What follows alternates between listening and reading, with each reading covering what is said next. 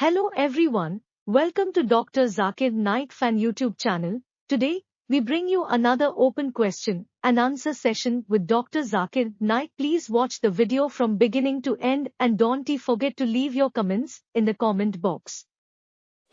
On behalf of this non-Muslim friend, it's like he's told me to ask Sir Dr. Zakir Naik that in Quran, para number 15, ruku number 9, ayat is written as وَقُلْ جَاءَ الْحُقُّ وَجْهَكَ الْبَاطِلِ إِنَّ الْبَاطِلَ كَانَ زَهُوقًا.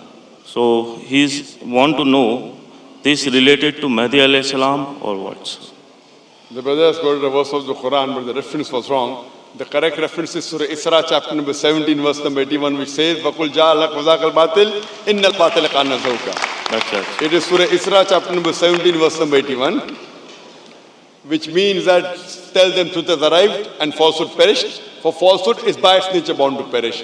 Is it talking about Mahdi alayhi salam is the question? Yeah, advent of This verse Mahdi is alayhi only salam. talking that whenever truth is hurled against falsehood, falsehood perishes. It's not talking about Mahdi alayhi salam. It's just talking that whenever truth and falsehood, when they compete, always truth will win.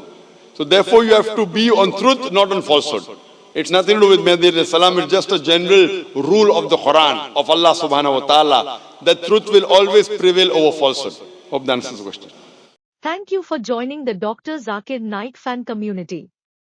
We hope you enjoyed the insightful content and thought-provoking discussions inspired by the teachings of Dr. Zakir Naik. Don't forget to hit the subscribe button and click the notification bell to stay updated with our latest videos. Take care.